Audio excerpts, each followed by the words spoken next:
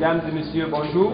Vous êtes en direct de Moissonneuil TV où nous attendons impatiemment le début du procès qui opposera la partie chrétienne à la partie civile. Comme nous le savons, le problème de remise des dons de reconnaissance a refait surface dans nos églises. Nous croyons que nos témoins, nos avocats et tous ceux qui auront intervenu durant ce procès se sont suffisamment préparés. Les témoins ont des preuves nouvelles ainsi que les plaignants et autres.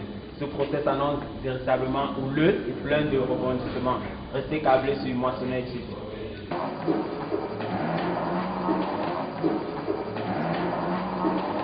Comme je le disais tantôt, nous attendons toujours l'arrivée de nos intervenants pendant ce procès, monsieur le juge et autres.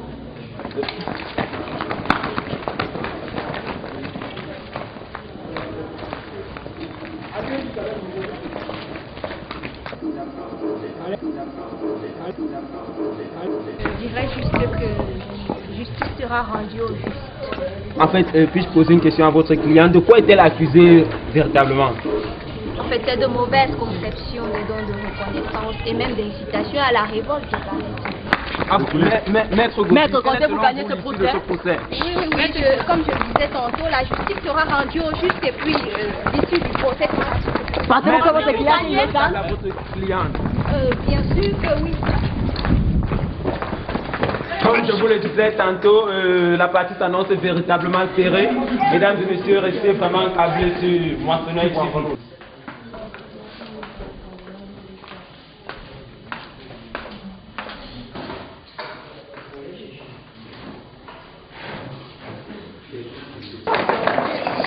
Maître Zambo, mais nous allons gagner, monsieur. Mais pensez-vous que votre cliente est innocente? Ah, elle est très innocente et nous allons le prouver. Alors il y a plusieurs accusations contre elle. Non, ma cliente n'est pas tenue de répondre à de telles questions. Allez, laissez-nous passer. Laissez-nous passer, le procès ne peut pas attendre une heure.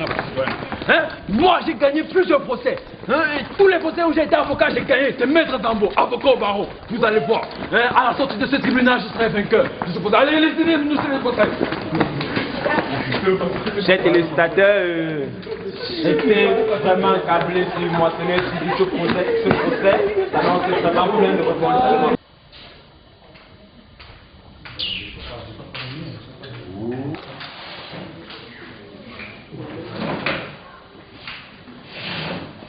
Affaire chrétienne contre Église. Président du tribunal, l'honorable Zingla.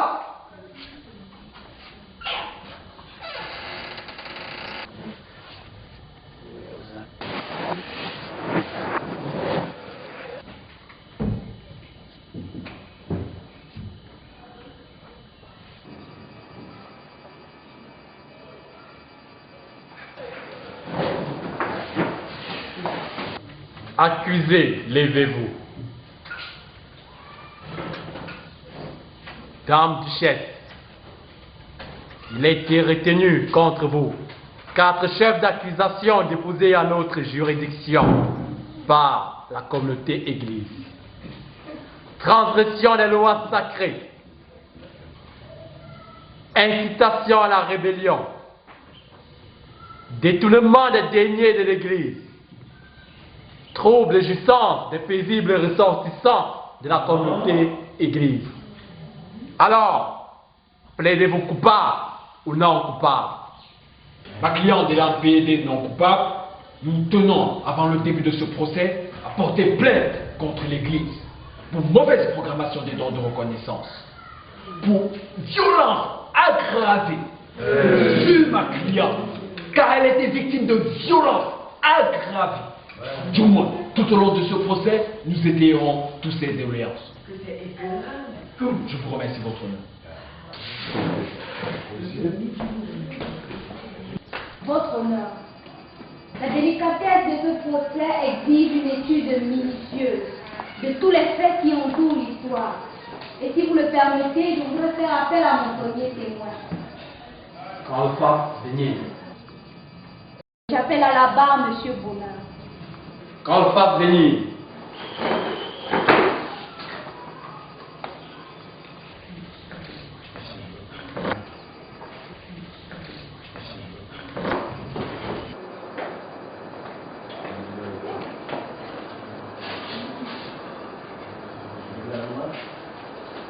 Jurez-vous de dire la vérité, toute la vérité et rien que la vérité? Dites, je le jure. Je le jure.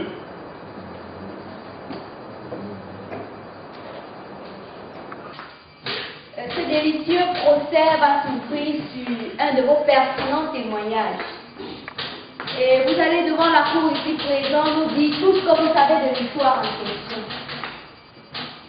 Alors que je rentrais de mon service, je me suis arrêté près d'une boutique et c'est là où j'ai bien évidemment suivi la discussion de deux fidèles de cette communauté.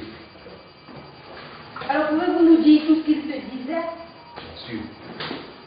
L'un disait à l'autre, je cite, Dieu m'a bien béni cette année en m'accordant toute bénédiction dans toutes mes activités.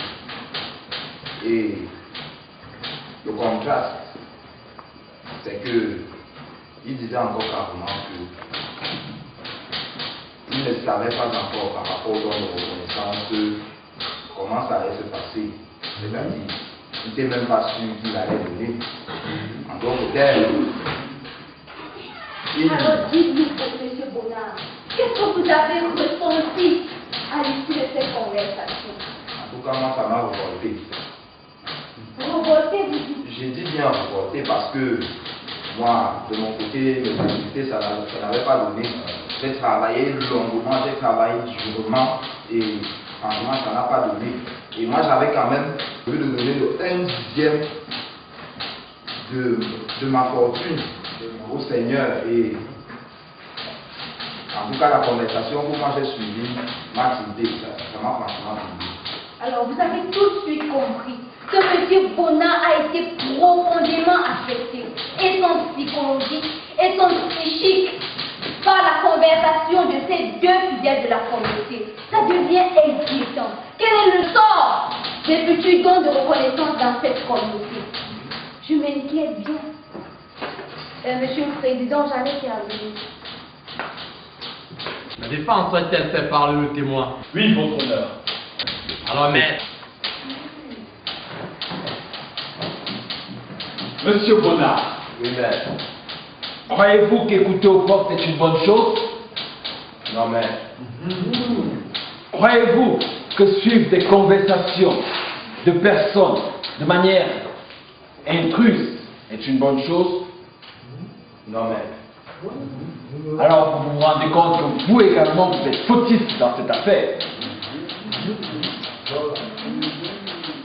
Passons. Que vous rappellent les événements de février 2000?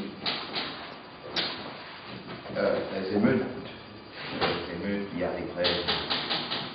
Des grèves, des casses et on en parle, n'est-ce pas? Quelle a été votre participation ou du moins votre action? Je n'ai rien fait. Monsieur Bonnard, Mais. vous prétendez n'avoir rien fait. Oui, je n'ai rien fait. vous prétendez n'avoir pas prêté vos voix à celles qui s'opposent à de telles émeutes? Non. Mais où étiez-vous? Non, j'étais couché chez moi. Voilà. Monsieur Bonnard se présente à ce tribunal de grande augure pour accuser ma cliente des choses qu'elle n'a point commises, pour accuser les chrétiens des choses qu'ils n'ont point commises, sous le seul sigle de j'ai entendu. Il paraît que tous vos propos ne sont pas fondés, monsieur Bonnard. Oh, il y a eu une émeute, il y a eu des casses, des choses fondées. Et vous n'en avez rien dit? Rien du tout. Votre honneur, rendez-vous compte que son témoignage ne peut être accepté dans cette cour, car il n'a rien à voir. Il accuse ma cliente pour rien. Et les chrétiens, pour rien. Nous rejetons ce témoignage, votre honneur. J'en ai terminé. Votre honneur, la nullité de ce témoignage ne saurait être invoquée dans ce tribunal pour aucune raison.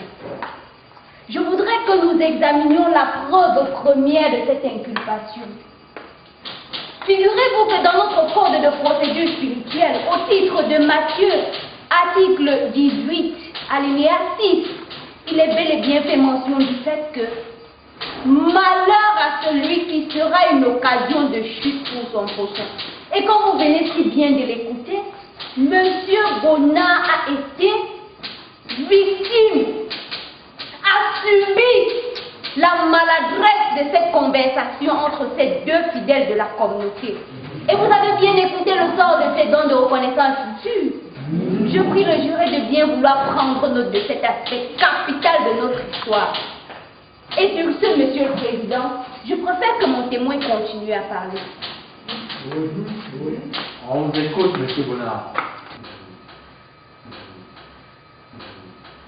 Ma femme qui est fidèle de cette communauté est rentrée un jour avec des idées bizarres. J'ai tout de suite compris qu'elle était soit passée par le marché ou alors par l'une de ses réunions. Ce qui m'a fait le plus mal dans ses propos, c'est le fait qu'elle qui donnait toujours en premier lieu la première les dons de reconnaissance, vient me dire qu'on avait déjà trop travaillé, c'est-à-dire qu'on a travaillé dur et que bien qu'on ait travaillé dur et qu'encore Dieu qui nous a donné la force et la santé pour vaquer à nos occupations, il fallait simplement qu'on lui remette de manière proportionnellement. C'est que mon fils pense, c'est que le maître lui a remis un noyau.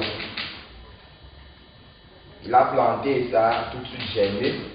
Il a vite récolté d'ailleurs. Et il en est sorti qu'il avait 3 sacs. Ce qu'il compte faire, c'est vendre 2 sacs, sucer un demi-sac avec ses camarades de quartier. Et comme le maître lui a remis le noyau, non seulement il va sucer une mangue, mais c'est-à-dire il va garder un noyau-là à son maître. Vous venez bien de le constater. Et vous l'avez très bien compris au travers des propos de M. Bonnard. Il est profondément affecté par la conversation de ces deux fidèles. Il se pose bien des questions sur quoi donner, et même s'il y a encore de raisons pour donner. Et comme vous pouvez le comprendre, les dons de reconnaissance restent non seulement pour lui, mais pour sa femme et même pour toute sa famille entière, une problématique sans solution. Alors, Monsieur le Président, cher membre du jury, je laisse cette situation à votre appréciation. Et si le Président le permet, je voudrais faire appel à mon second témoin. On va pas finir. qui appelle à la barre Dame Brigitte. Qu'on le fasse venir.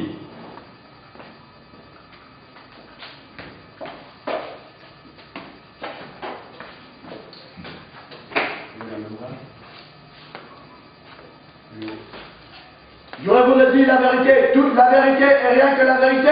Dites, je le jure. Je le jure.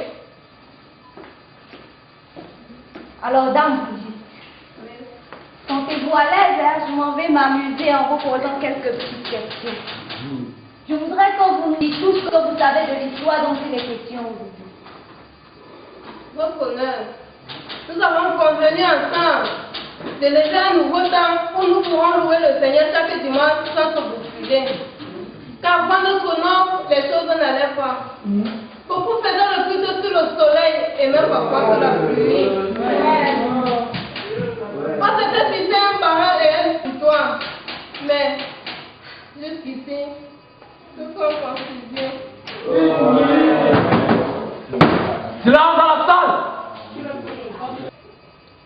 Mesdames Brigitte, pouvez-vous nous faire part de l'émotion que vous avez ressentie en ce moment? Vous ne pouvez imaginer.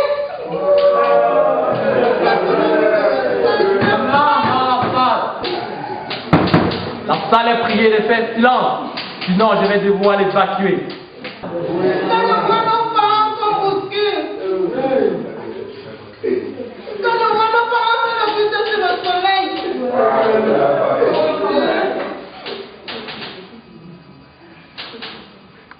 Alors je constate avec beaucoup de satisfaction, avec beaucoup de gaieté, que les larmes de Dame Brigitte sont une contagion pour toute l'assemblée que voici.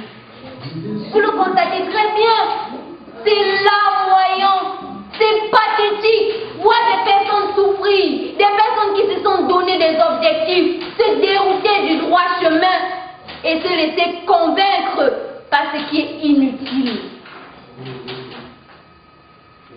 Monsieur le Président, chers membres du jury, je vous prie de prendre minutieusement note de cet aspect capital pour le déroulement de ce procès. J'en ai terminé. La défense est pas entendre le témoin. Oui, votre honneur. Alors, maître, on vous écoute.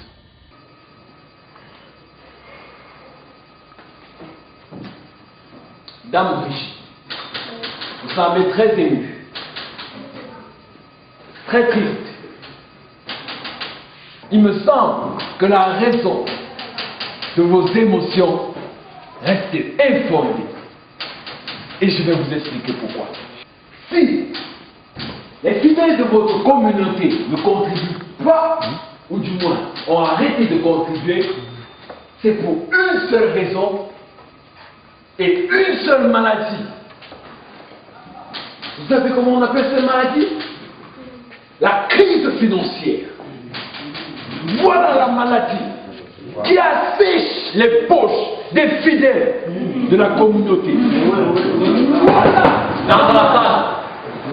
Votre honneur, cher juré, je tiens à ce que vous preniez note de ceci. La crise financière est le facteur gênant, le facteur ennuyeux qui bloque, qui empêche les honorables chrétiens comme vous êtes, vous et moi, de contribuer fidèlement, honnêtement pour la remise de Dieu. Alors à ce moment, moi aussi j'ai envie de pleurer. Et tant que cette crise financière ne saurait s'arrêter, nous, chrétiens, nous saurons continuer à contribuer. C'était tout pour votre part. Objection, votre honneur. La crise financière, ou encore l'expression crise financière, reste un gâteau en bois sous la table. Encore le gâteau. Je tiens à rappeler ici que c'est vrai que la crise financière a déstabilisé le système financier américain. Mais nous sommes sans ignorer que nos banques, pour la plupart, n'ont pas encore fait de placement financier sur le marché américain. Et je tiens à rappeler dans ce tribunal que sans quitter du chemin qui est la coutume africaine, nous n'ignorons pas que nos fonds sont conservés ou alors bien gardés dans nos tontines et éventuellement les microfinances. Monsieur le Président, c'est l'élément que je tenais à tout prix à mentionner au sujet de la crise financière qui ne saurait justifier le comportement de cette société. Merci. La défense aurait-elle encore un mot à dire? Non, votre honneur. Ok, madame, vous pouvez vous retirer. Votre honneur. J'ai appelé à la barre mon premier témoin. J'appelle à la barre Monsieur Duprin.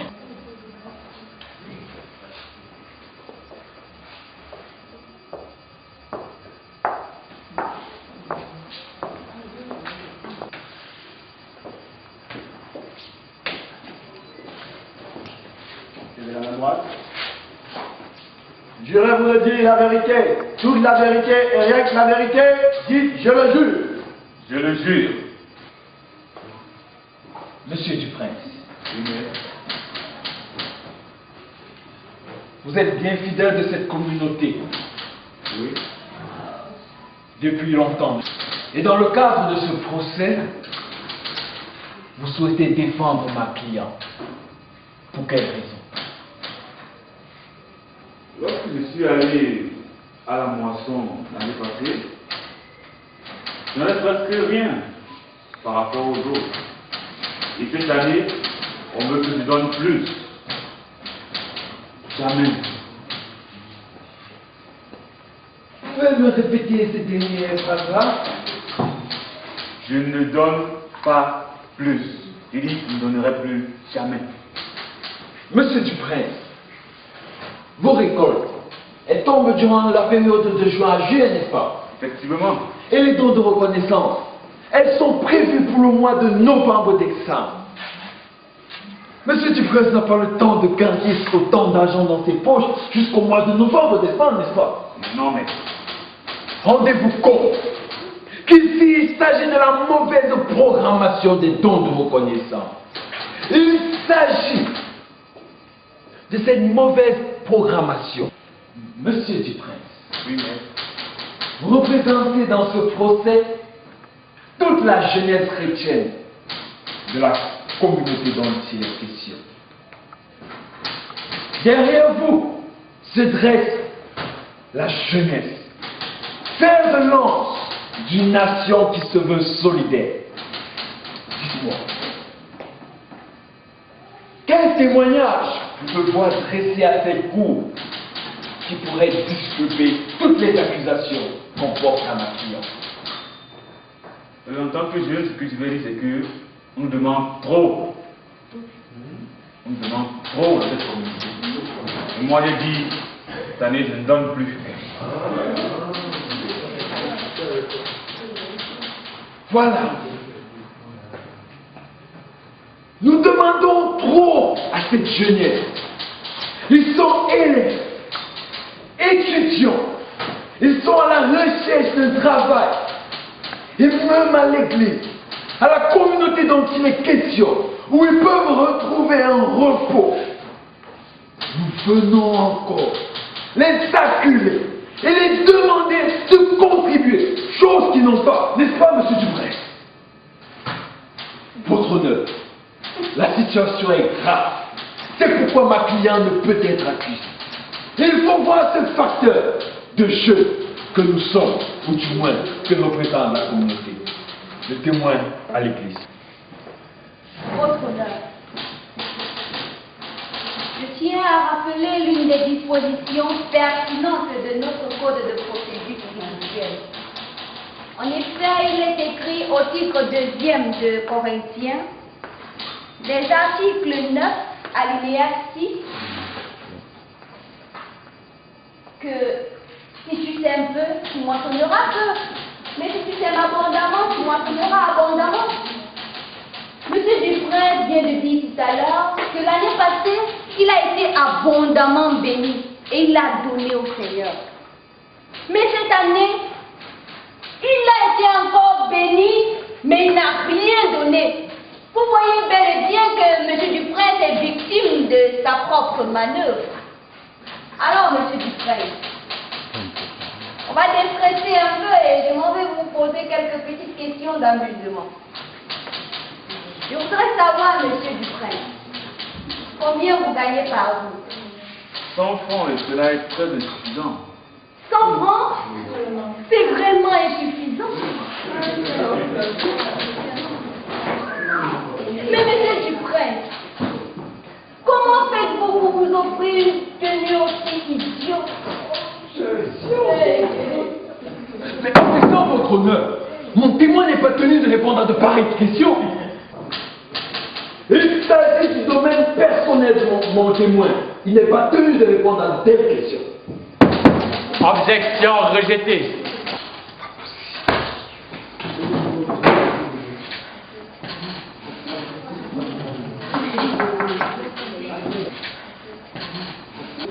Maître, me posez vos questions. Monsieur Dufresne, je voudrais donc savoir, comment faites-vous pour vous offrir une tenue qui n'a pas de sens comme celle que vous avez? Une tenue qui n'a pas de sens, vous dites, madame. Mais, vous savez, à combien j'ai acheté cette veste, Christian Dior? Ah bon, non, dites-nous. À 175 000. Vous dites que je suis habillé de manière idiote. Et ce pantalon, vous savez combien il a coûté?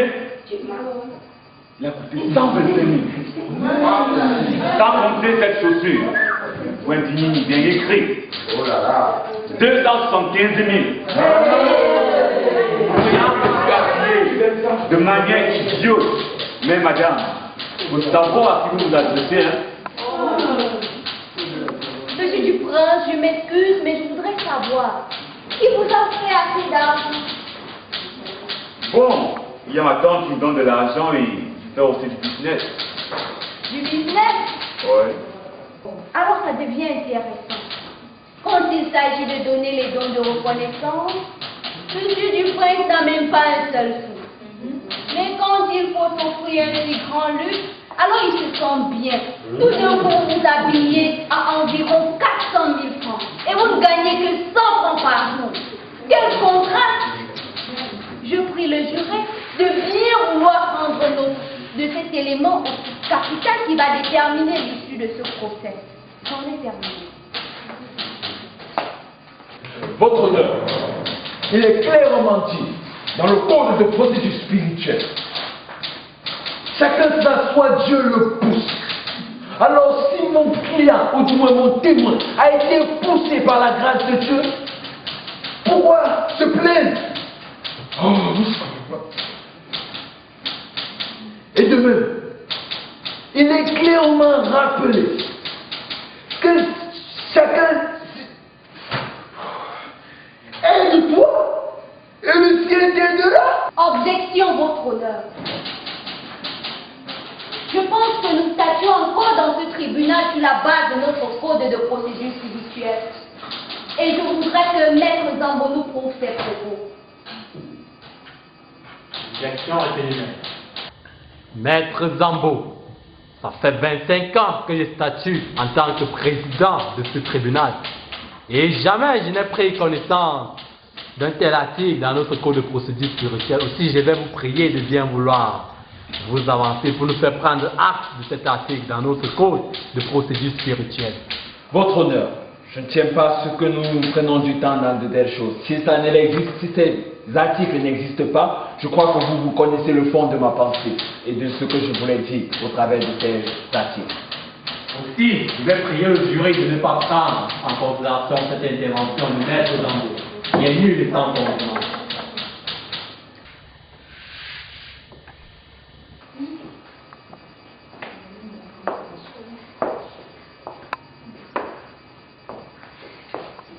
Votre honneur,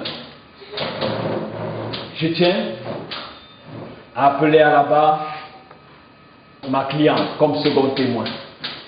Qu'elle s'amène à la barre. Ainsi donc, Dame Duchesse, vous êtes priée de monter à la barre.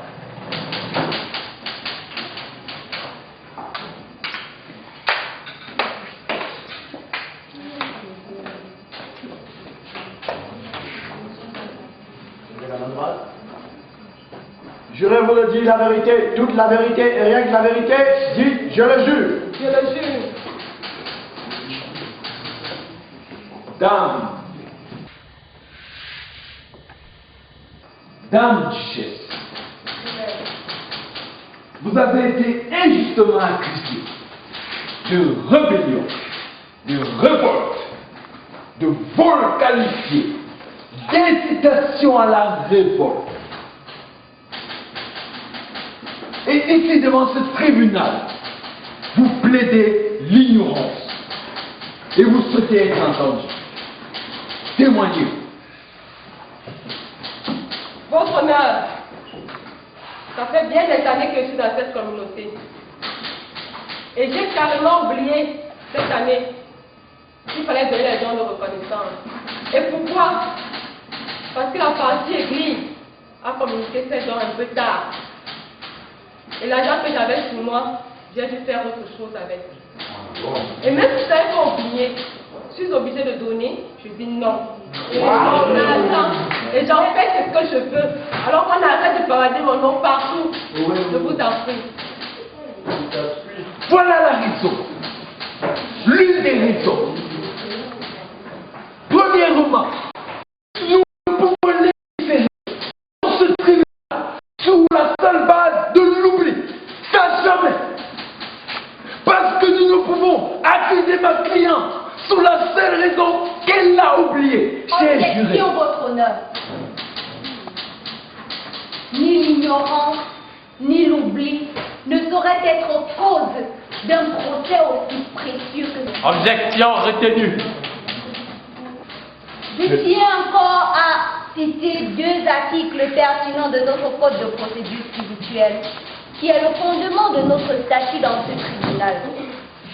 Je voudrais nous rappeler que dans le titre d'Osée, au chapitre 4, les articles 6, il est bien fait mention que mon peuple périt faute de connaissance. Alors l'ignorance ne saurait être un facteur. Je pense tout simplement que Dame Duchesse est victime de ce qu'elle a elle-même créé. Je voudrais aussi citer le titre de Deutéronome aux articles 11, alinéa 6, là où il est bien écrit. Garde-toi d'oublier l'Éternel ton Dieu, au point de ne pas observer ses commandements.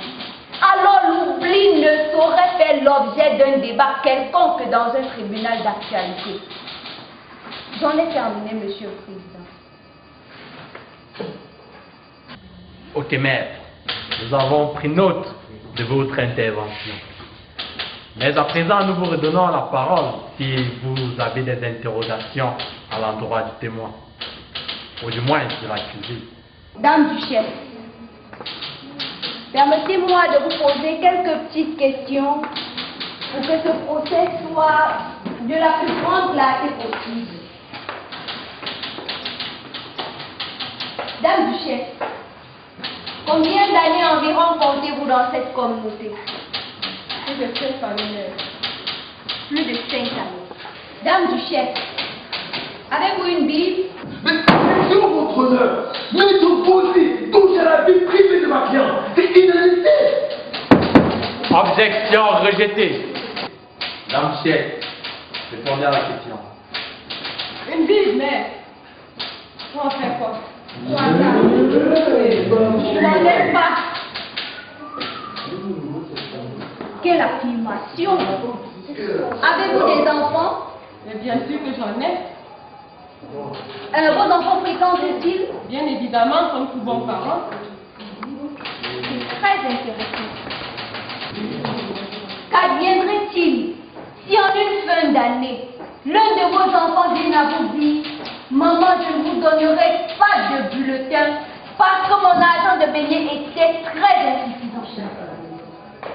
Le malheureux qui essaye, il recevra une bastonnade légendaire. Laissez ça difficile que je dépasse l'argent. J'envoie des boucs à l'école et qu'ils reviennent en fin d'année me disent qu'ils n'ont pas de résultats.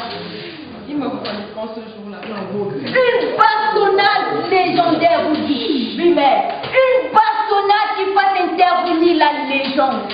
Ça fait trembler, n'est-ce pas?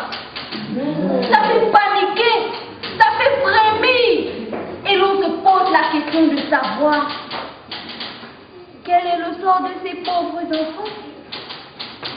Alors, dame duchesse, que ferez-vous à tous ceux qui ne donnent pas que vous étiez à la place de Dieu?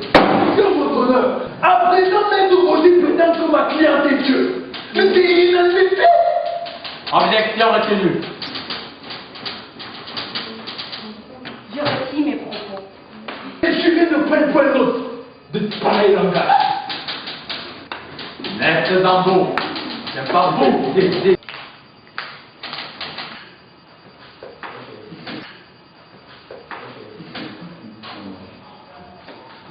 Ok, avant que le jury ne se retire pour délibérer, je vais demander aux deux maires de bien vouloir nous livrer la plaidoirie.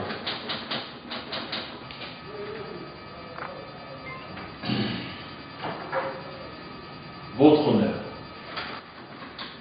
cher public, durant tout ce procès, vous avez su apprécier toutes les phases qui se sont produites. Et je tiens, dans ma plaidoirie, à vous rappeler 2 points sur lesquels vous ne pourrez passer. Le premier point, c'est l'oubli. Parce qu'il est clair que vous et moi, nous sommes appelés à oublier des choses. Moi, j'oublie souvent de me laver. Mais ça ne fait pas de moi quelqu'un de sale.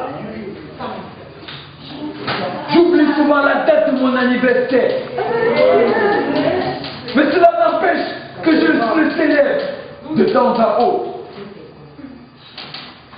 Il y a des gens qui oublient qu'ils sont mariés, qu'ils oublient qu'ils ont des frères et des sœurs, qu'ils oublient qu'ils ont une famille.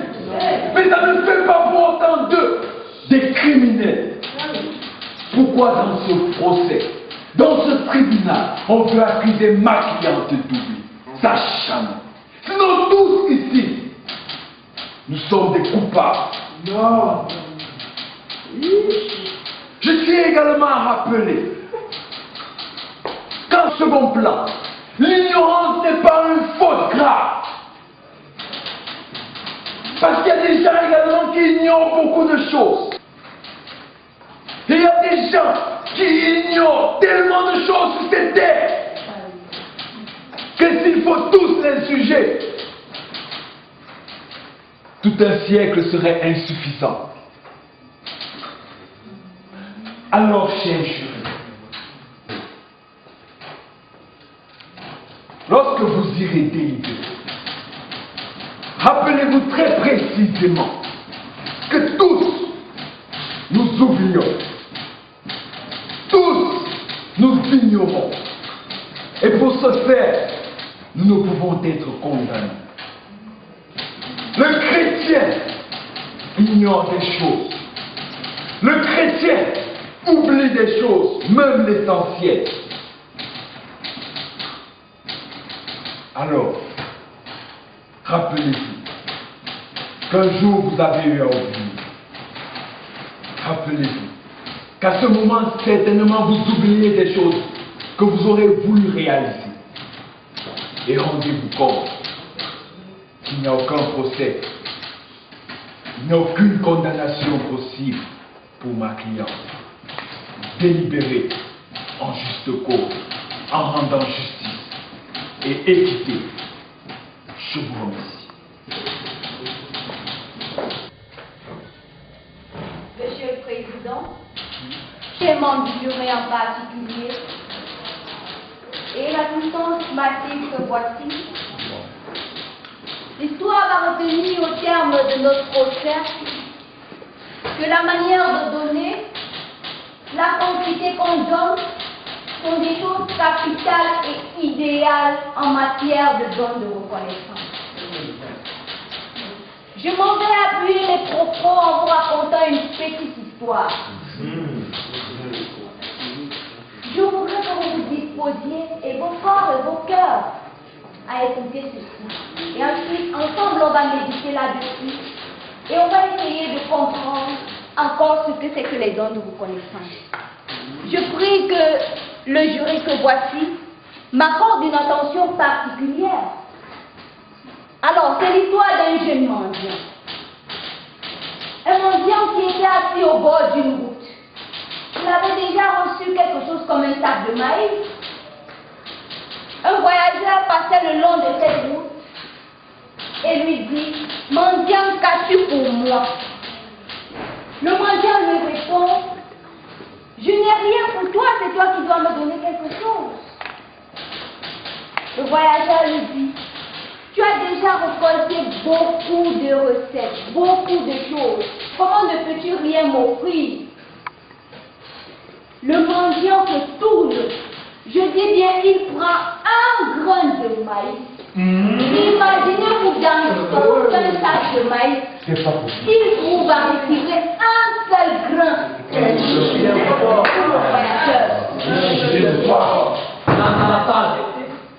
Je vais vous dire la surprise. Après lui avoir donné ce grain de maïs, le voyageur parti, il se rend compte que dans son sac de maïs, lorsque le grain de maïs parti s'était transformé en un grain d'or. Quelle bénédiction! Alors figurez-vous, s'il avait donné à ce voyageur tout ce sac de maïs, aurait-il récolté? Mais pensez aussi à la situation de ce mendiant.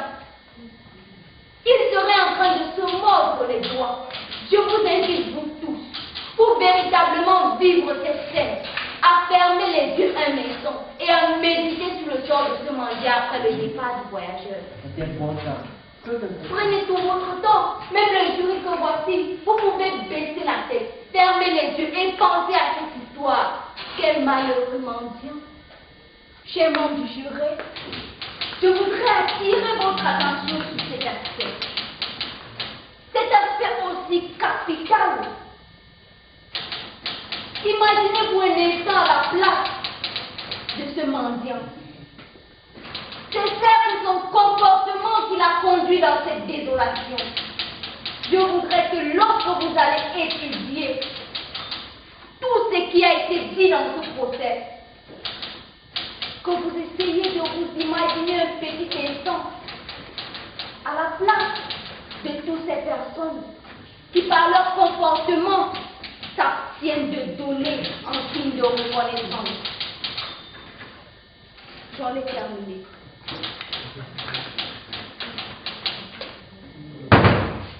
Là dans la salle. Bien, le jury va se retirer à présent.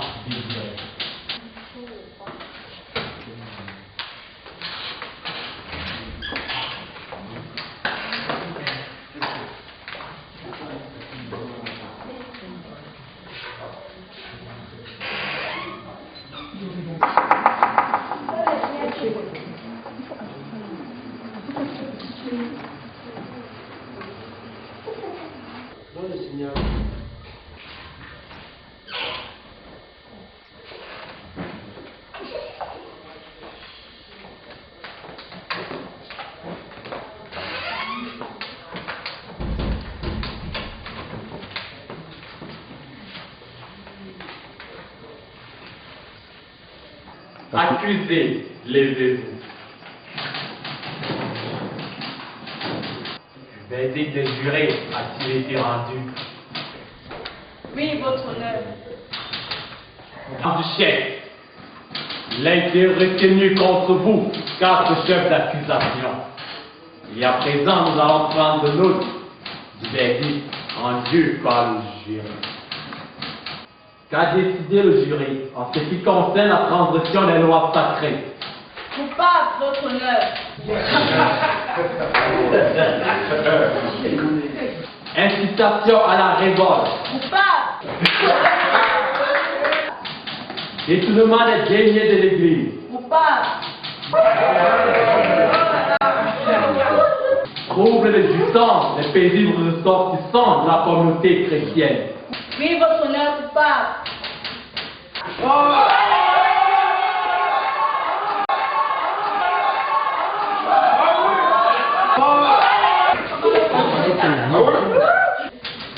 Dame du chef, vous êtes reconnu coupable de tous les 4 chefs d'accusation et n'ont été retenus contre vous. Et comme tel, vous devrez écoper de la peine capitale. Vous êtes seulement statuant sous la barre des textes en vigueur de notre code de procédure spirituelle qui stipule au titre de Jean, en son article 3, alinéa 13. Dieu a tant aimé le monde qu'il a donné son Fils unique, afin que quiconque croit en lui ne périsse point, mais qu'il ait la vie éternelle. Aussi, sur la base de cet article, vous bénéficiez d'une remise de grâce. Néanmoins, vous êtes condamné à payer une amende proportionnelle à la dîme de votre revenu. Vous vous verserez chaque année à l'église pendant la période des fêtes de récolte. Vous êtes également condamné à prendre part à des travaux d'intérêt général, dont la construction du grand âge de votre communauté. Vous êtes mis sous liberté conditionnelle. Et la transgression de l'une de ces sentences prononcées par le tribunal pourrait être synonyme pour vous de l'exécution de la peine capitale.